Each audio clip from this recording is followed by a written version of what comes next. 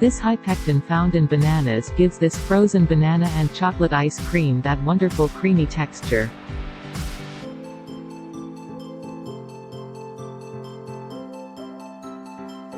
Cut the slices of 2 frozen bananas.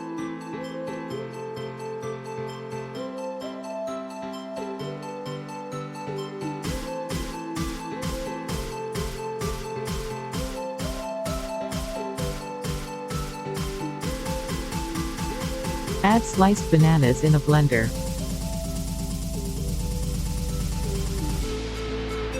Now add 2 tablespoons of cocoa powder in a blender.